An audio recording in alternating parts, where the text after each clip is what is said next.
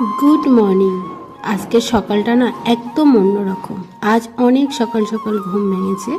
আর দেখো নীল আকাশটা কতই না সুন্দর লাগছে।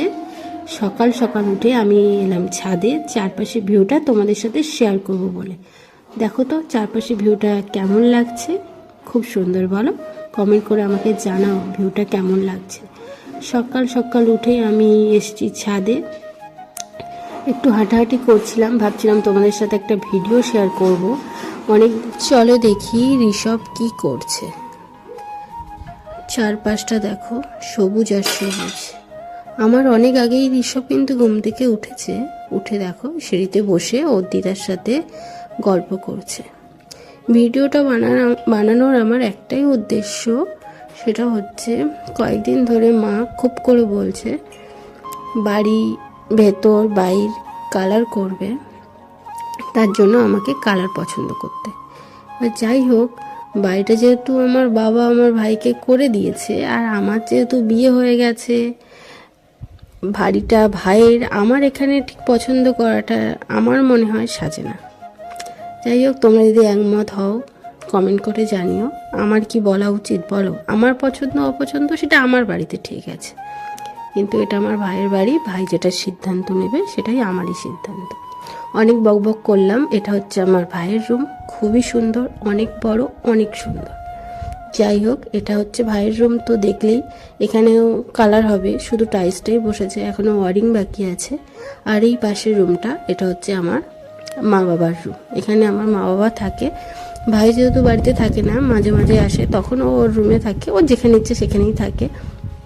আর পাশে আরেকটা রুম আছে, চলো তোমাদের দেখাই। এটা রুম, সরি, এটা হচ্ছে ডাইনিং স্পেস এবং কিচেন একসাথে। চলো তোমাদের দেখাই। এখানটাও এখনও টাইলস বসেনি, শুধু নিচের রুম দুটোতেই বসেছে।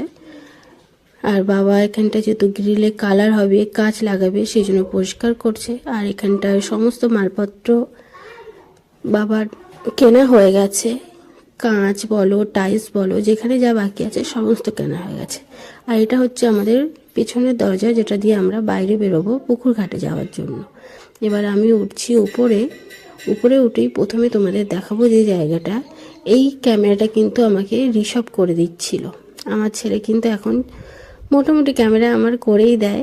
আমার ক্যামেরাম্যান হয়তো লাগবে না, আমার ছেলেকে আমি সেভাবে তৈরি করব।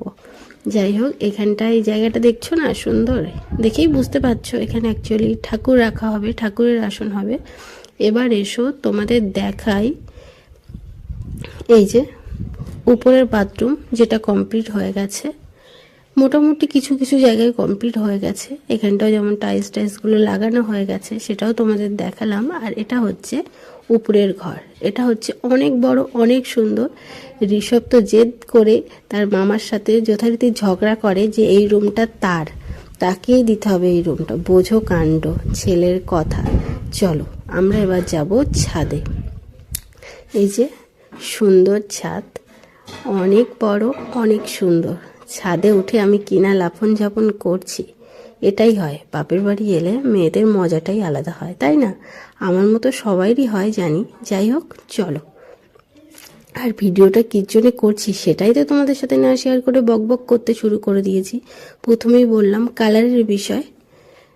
কালার করব, কি কালার করব সেটা তোমাদের সাথে বা তোমাদের কাছে আমি ছেড়ে দিলাম। তোমরা কমেন্ট করে জানাও যে এই বাড়িটার রুমগুলো বা বাড়িটায় কি কালার করলে সুন্দর লাগবে। দেখি তোমাদের কালারগুলো বা তোমাদের পছন্দগুলো যদি আমার বাবা মার পছন্দের সাথে মেলে, তাহলে সেরকম কালার করা হবে। আর উপরেই দেখো হনুমানজির ফ্ল্যাগ, এখানটায় ভাই খাটিয়ে রেখেছে, তাই সবাইকে বলি জয় শ্রীরাম। আর দেখো কত সুন্দর না, আর চারপাশের ভিউটা কিন্তু অসাধারণ বলতে হবে। যাই হোক, সবাইকে টাটা। আমি এই আমার ব্যথা পা নিয়ে দৌড়াদৌড়ি করছিলাম, মজা লাগছিল।